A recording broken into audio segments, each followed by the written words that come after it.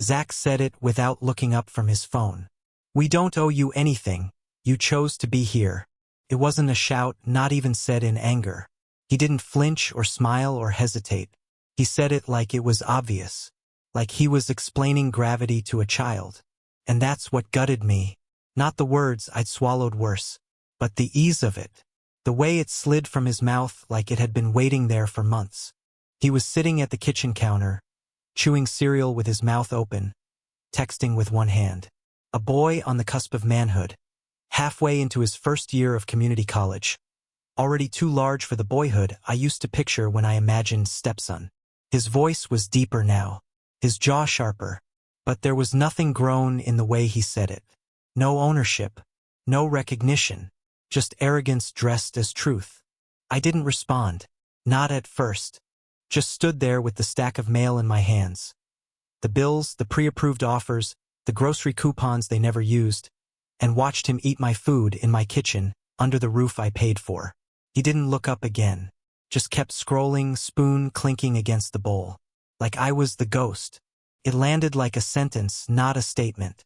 A verdict. A gavel on my years of sacrifice.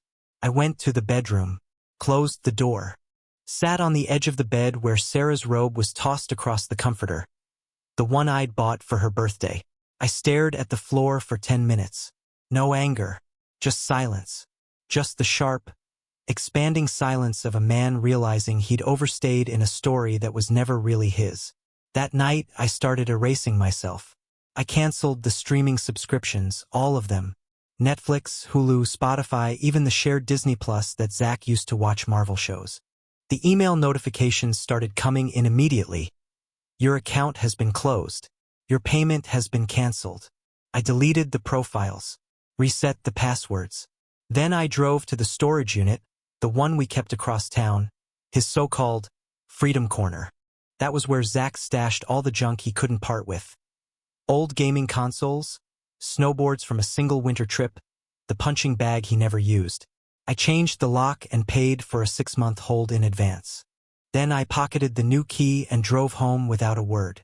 Next, I called the leasing company about the car. The little black sedan he called his starter wheels. It was in my name, payments, insurance, registration. All of it. He'd begged for it 2 years ago. Said it would help him get a job. He used it for DoorDash runs a couple weekends, then started driving friends to parties. Never asked for gas money. Never said thank you. I canceled the insurance and told them to flag the registration for non-use. Let him get pulled over. Let him learn. No yelling. No slamming doors. Just steady hands and quiet decisions. Sarah noticed the streaming apps first. "Hey, Netflix isn't working," she said that night, scrolling through the blank TV screen. "Did the payment bounce?" I said, "I canceled it." She looked up, confused. "Why would you do that?" I didn't answer. Didn't need to. A few hours later, Zach barged into the living room. "Did you mess with my car insurance? I just got a notice." I nodded. "Yeah." He blinked. "Why?" Still calm. "You said you didn't owe me anything, so I stopped paying for things you didn't think I had a right to." His mouth opened, then shut. The muscles in his jaw twitched. "You're overreacting," he muttered. I didn't argue. I just got up and walked out. Sarah followed me into the bedroom. "He's just a kid," she said. "He doesn't mean it." I turned to her. "He's 19. She crossed her arms, eyes shining. "He's still learning. You can't take everything so personally." Personally? I almost laughed. As if any of this hadn't been personal. As if 3 years of working overtime, of carrying groceries up the stairs alone, of replacing Zach's broken phone with my own paycheck. As if all of it had just been paperwork. Transactions. A man fulfilling a role no one invited him to audition for. "Is this your apartment?" I asked her. She frowned. "What do you mean?" "The lease. Whose name is it under?" She looked away. "Who pays the utilities?" I pressed. "The gas? Electric? Internet?" She didn't answer. "I know what he meant," I said. "When he said I chose to be here. And he's right. I did choose.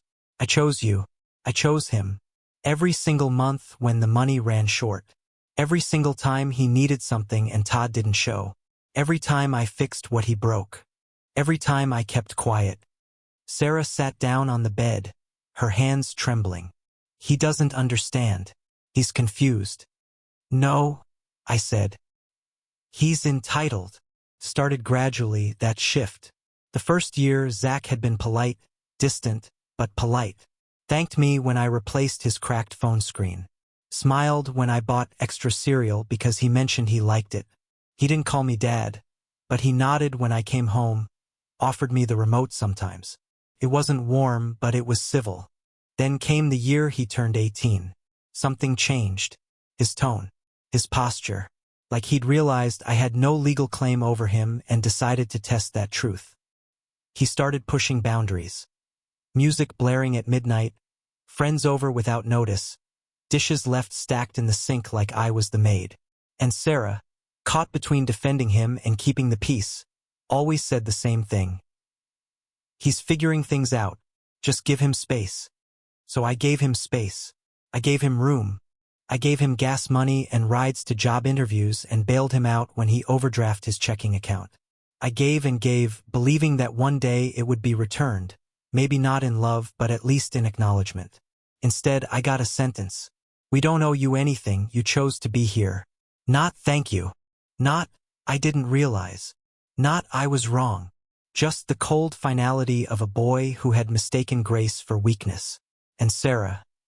She didn't defend me. She didn't even correct him. She just stood in the doorway, arms folded, like she was waiting for me to let it go. That was the moment I understood. I wasn't a father. I wasn't even a partner.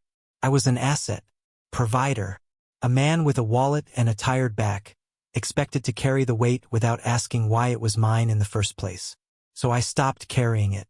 The next morning, Zach came down the stairs looking like he was ready for a fight. Hair a mess, hoodie half-zipped, eyes still crusted from sleep. Did you seriously lock the storage unit?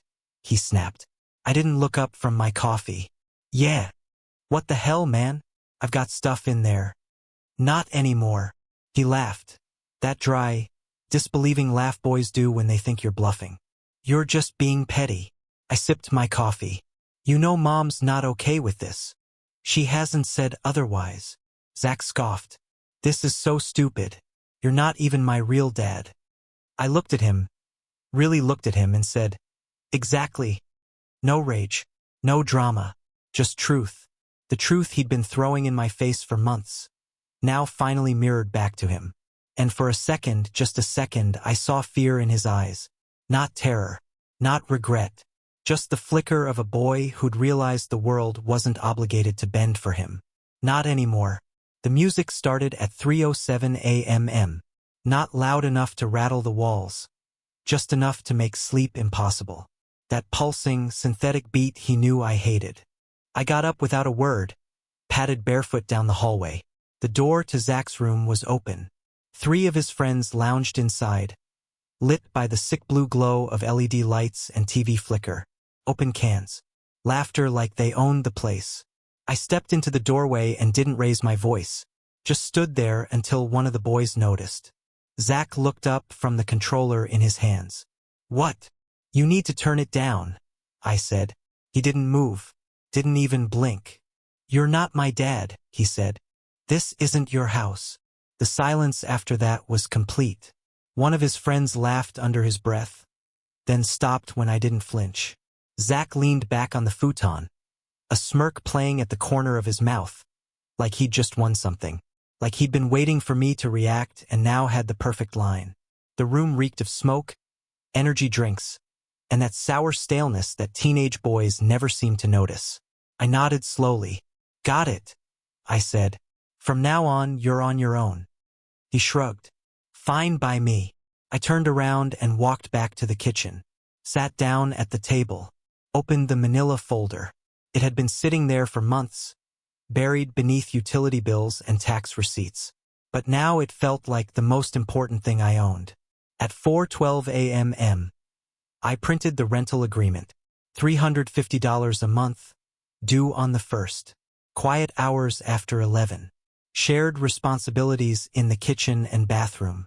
Utilities divided 3 ways, me, Sarah, and Zach. He wouldn't sign it that night. I knew that. He still thought it was a bluff. But it wasn't. By the time Sarah woke, I had already logged into the insurance portal and removed him from the auto policy. I listed the vehicle as inoperable. Left a note on the windshield with the words, "Drive at your own risk. You're no longer covered." Sarah rubbed sleep from her eyes and looked at me across the counter. "What happened?" "Ask your son," I said. She didn't ask. By the afternoon, Zach had packed 3 trash bags with clothes and electronics. He didn't speak to me, just stomped down the stairs, tossed the bags into the trunk, and drove off with the same recklessness he used to treat everything I gave him. Like it was all owed, infinite, disposable. That night, Sarah cried.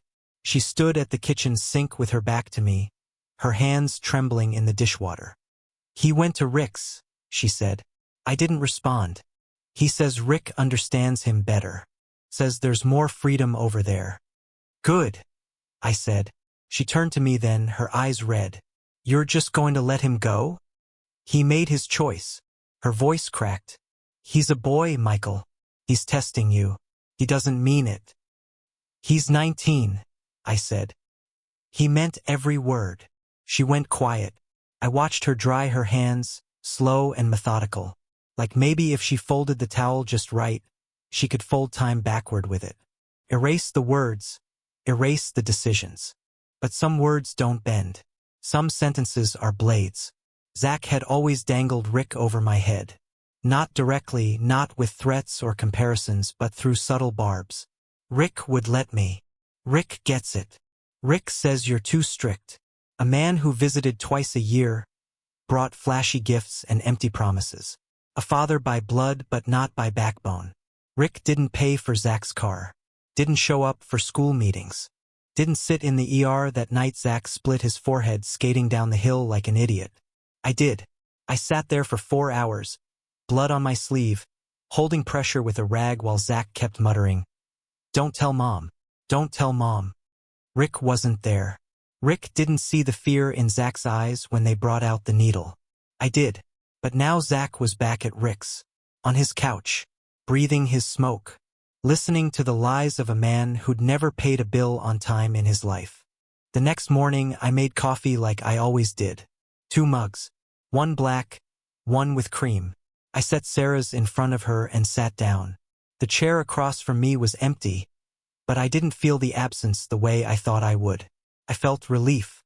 Cold, clean, merciless relief. 2 days passed. Then the messages started. First from Sarah. "Zach says Rick only has a couch." Then, "They fought. Rick's asking for rent or chores or both." And finally, "Rick took the car keys. Makes Zach drive him around now." I read each one. Said nothing. That evening, Sarah held up her phone. "He wants to come back." I raised an eyebrow. "Does he?" She nodded. "He says he gets it now. He says you were never controlling. You were the only one holding things together." I stood, walked to the hallway drawer, pulled out the manila folder, and placed it on the table. "Not like before," I said. "He comes back. He signs this." When Zach showed up, he looked different. Clothes wrinkled, backpack half-zipped, a raw stubble where his teenage face used to be smooth. He didn't smile, didn't ask how I was. Just sat down at the table across from me. "I was wrong," he said. I didn't respond. Just opened the folder. Slid the rental agreement across the table. He scanned the paper. Quiet hours. Rent. Utilities. Shared responsibilities. He looked at me. "This is serious?" "Yes." He stared for a moment, like he expected me to soften, to blink. I didn't. Then he picked up the pen. Signed. No tears. No drama. Just a single, resigned stroke of ink. I slid him a copy. "Your room's still there," I said. He nodded. Took the paper. Walked down the hall. Sarah watched from the doorway, her hand over her mouth. "He really signed it?" I handed her the original. "You want to raise a man," I said. "You start by treating him like one." That night, the house was quiet again. No music. No slamming doors. No late-night guests. Just the sound of a washing machine running at 10:47, Zach's laundry. The first real sign of change wasn't in his tone. It was in the detergent he bought himself. It started with small noises. Not arguments. Not the blare of music or slamming of doors. Just the soft, rustling sound of someone trying to move quietly through a space they used to own. Zach didn't walk heavy anymore. He stepped lightly, like a guest. Like a man boarding at a house run by strangers. And that suited me just fine. The first morning after his return, he didn't say good morning. He didn't linger in the kitchen or try to join in the background noise of Sarah making breakfast. He poured cereal dry and carried the bowl back to his room. I heard the door close with a soft click. That was his new way of surviving, minimal sound, minimal contact. And I let him. He did his laundry poorly. Shrunk his favorite hoodie in the dryer the first week. Left pink smudges on his white tees. Sarah offered to help and he shook his head. No, I got it. The words were stiff, but they carried weight. Not just self-reliance. Shame. That was how we lived. 3 people under one roof, each moving like chess pieces who'd forgotten the rules. I didn't ask about his classes. I didn't check his car or his schedule. I didn't make conversation unless it was necessary. He asked about rent dates, due dates, how to read the electric meter. And I answered. Not like a father. Like a landlord. A month in, he knocked on my door. It was 9:15 p.m. I was reading not news, not fiction. Just invoices. A manila folder laid open across the desk. Zach stood in the doorway holding a notebook. Do you know how taxes work if I'm driving for apps? He asked. I nodded. 1099. You'll need to set aside about 30% of your earnings. Quarterly payments. He nodded. Okay. Do you know how to do that? I reached into the drawer, pulled out a pamphlet I'd picked up last spring, handed it to him. You'll need to read that. It breaks down deductions. Miles, maintenance, all that. He took it like it was sacred. Thanks, he said, and backed out of the room. That was how it worked now, small exchanges, requests, and responses. Like a man learning how to live inside the world instead of being carried by it. Sarah watched it all from the edges. Sometimes she'd stand at the kitchen sink while I read, and just stare out the window. She never said it, but I knew what she was thinking. Is this what we've become? A woman trapped between the man she chose and the son she raised. She had stopped trying to soften the air between us. Maybe she knew that part of the house had hardened beyond her reach. One night she tried. He's trying, she said softly. You see that, don't you? I looked up from my folder. Yes. Doesn't that count for something? I met her eyes. It counts, but it doesn't erase. She didn't argue, just turned away. The conversation died like a candle snuffed in wind. Zach paid rent on time, always in cash. He left it folded in an envelope, slid under the door by the first of each month. He did his part around the house, vacuumed, cleaned the bathroom on Tuesdays, took out the trash. He didn't ask for extras. He didn't make requests. And yet, he never apologized. Not really. That sentence, the one that started it all, still sat between us like an unburied body. You chose to be here. We don't owe you anything. The memory of it curled around my ribs some nights, sharp and full of rot. Because he wasn't wrong. I had chosen to be there. I had chosen Sarah, her life, her son. Chosen to pay, to fix, to carry, to absorb the weight of another man's legacy and wear it like armor. But the choice hadn't been free. It had cost me. And now I had chosen something else. Distance. Boundaries. Cold, consistent fairness. One night, 2 months into his return, Zach sat across from me at the dinner table. Sarah had gone to bed early. A headache, she said, though I knew the silence had started to weigh on her in ways she couldn't name. He cleared his throat, pushed his empty plate aside. I know I said some things, he muttered. I didn't look up, just kept eating. I was angry, he continued, and stupid. Still, I said nothing. I thought you were trying to control me, that you were just some guy telling me what to do. I finally looked up. And now? I asked. He looked me in the eye. Now I think I was lucky. I didn't know what it took. I didn't see it. I chewed slowly, swallowed. That's the thing about growing up, I said. It's supposed to hurt.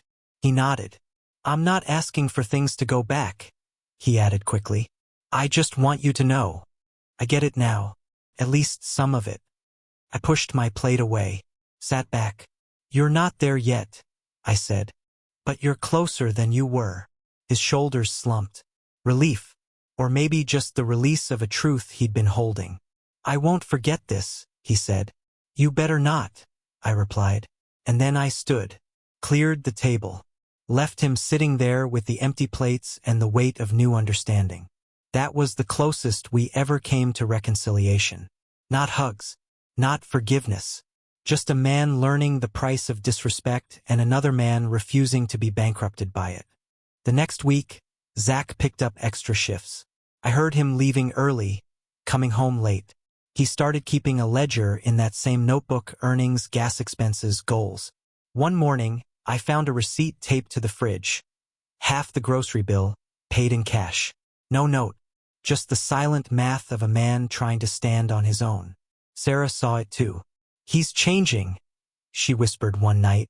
Really changing. I didn't answer, because I wasn't interested in change. I was interested in consequence. I was interested in what happens after a boy spits in a man's face and finds himself alone in the fire he built. That's what this was: not parenting, not fatherhood. Contract. One signed with rent and silence and slow, hard lessons. And every night, when I opened the manila folder to record his payments, I reminded myself, I'm not doing this to be loved. I'm doing this so I can live with myself. Zach no longer asked me for things. But sometimes, when the weight of the room got too heavy, he would ask questions. How do you know when to rotate tires? What's a W-9? Is it worth opening a Roth IRA? And every time I'd answer, short, precise, no lectures, no affection, just the terms of our new reality. A reality where I wasn't his dad. I was his example. And whether he wanted it or not, I was the only one who'd ever given him that. The funny thing about absence is how quickly it can teach presence. I had spent 3 years filling in the cracks, emotional, financial, invisible.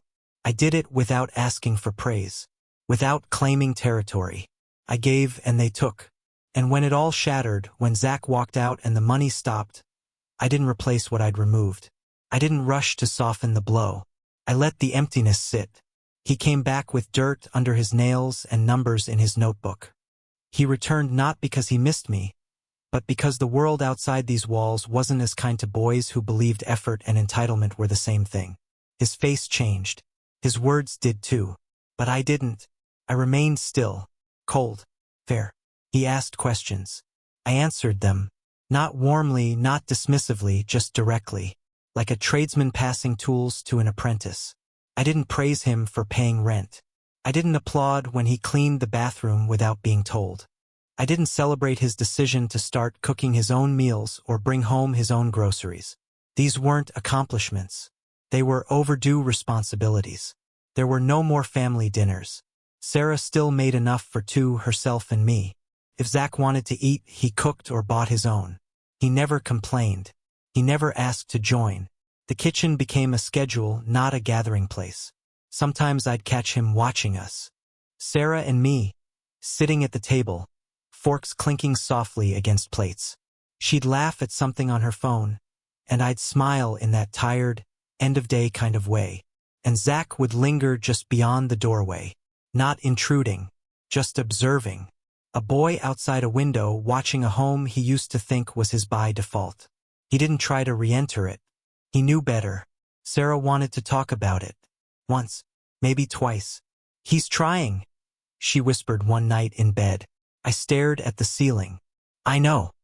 Don't you think he deserves? I cut her off gently. No, deserve doesn't enter into it. This isn't about what he deserves. This is about what he earns. She didn't bring it up again. We lived like that, 3 lives braided in proximity, never in unison. Zach kept to himself. His room stayed clean. He used headphones. He learned to ask before using the washer if someone else was home. It was quiet, structured, transactional. And it worked. A few months in, he knocked on my door again. I was at my desk sorting receipts. "Can I show you something?" I turned. "Go ahead."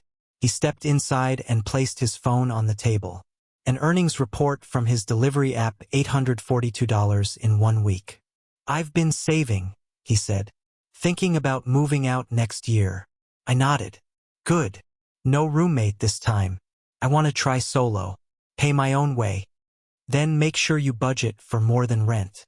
First and last month. Utilities. Deposits. Food." He jotted it down. He still carried that same notebook. I recognized the frayed corners. The way he flipped to the right page like it was muscle memory. He had filled pages with numbers, goals, reminders. He was planning now.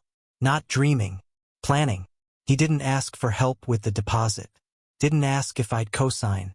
That was the first real sign that something had shifted deep beneath the surface. Sarah noticed it too. "He seems older," she said one morning. "Not just tired. Different." I didn't respond, because it wasn't about seeming. He was older, harder, quieter. His words had been stripped of flippancy. His body language drained of entitlement. He no longer moved like the house was his stage. He moved like it was borrowed. And in that borrowed space, he grew. He got a second job. Grocery store. Stocking shelves. Said he liked the routine. "Keeps me out of my head," he muttered once. That was the closest he ever came to admitting that something inside him had broken during those weeks on Rick's couch. We didn't talk about Rick. Not once. But I knew, from the smell on Zach's clothes, the way his body slumped with fatigue in those early days, the flicker of anger that showed up when someone mentioned freedom. I knew what Rick had taught him. Rick taught him that men who disappear don't come with refunds. I taught him what staying costs. The lesson stuck. Some nights, Zach would sit on the porch after work, hoodie pulled over his head, eyes on the horizon like he was waiting for the past to stop haunting him. He never asked me to join, but once I stepped out with 2 beers, set one beside him, sat in the opposite chair. We didn't talk. He drank half, left the rest. That was enough. Sarah noticed the change in him before she admitted it out loud. She started leaving a plate covered in foil on the stove. Not labeled, not addressed, just there. Some nights it was untouched by morning. Other times it disappeared silently. The dish returned to the sink. Washed, dried, put away. I never asked about it. I never asked about anything, because this wasn't rebuilding. It was sorting rubble. And in that rubble we found something sturdier than before. Not affection, not even trust, just respect. Sparse, earned, tense like piano wire, but real. The day Zach handed me his final rent envelope, he included a note. "I found a place. Keys next week. Utilities in my name. Thanks for letting me stay. No thanks for raising me. No apology for what he said. No declaration of growth. Just a line. That was enough." When he moved out, Sarah helped him load the car. I didn't. I stayed inside. Sat at the kitchen table with a pen and my folder. Crossed out his name under the expense sheet. Closed the file. It wasn't bitterness. It was closure. He didn't hug us goodbye. He didn't promise to visit. He said, "See you around." And I replied, "Take care of yourself." Then he was gone. That night, Sarah cried. Not loudly, just soft, slow tears as she lay beside me. "He grew up," she whispered. "No," I said. "He started." I didn't mean it cruelly. I meant it honestly, because starting is the hardest part, not the launch but the re-entry.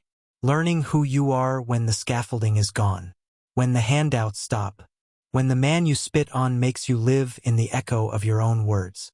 In the months that followed, Zach sent texts, questions about taxes, car maintenance, fixing a leak. I answered. Brief, exact, professional. He sent one photo. New apartment, empty shelves, folding chair and mattress on the floor. A caption. Starting over. I didn't reply, but I saved the photo. Not because I was proud, because it meant the lesson held. There's a kind of love that has nothing to do with feelings. That love looks like silence, like consequences, like letting someone collapse and not catching them. Not because you want them to fall, but because falling is the only thing they'll believe. That's what I gave him. Not affection, not forgiveness, just the clean, hard floor of reality and the right to stand on it. So now I ask you, if I had made it easier, if I'd rushed to bridge the gap, if I'd softened when he cried, would he have learned? Would he be standing? Or would he still be waiting for someone to carry him?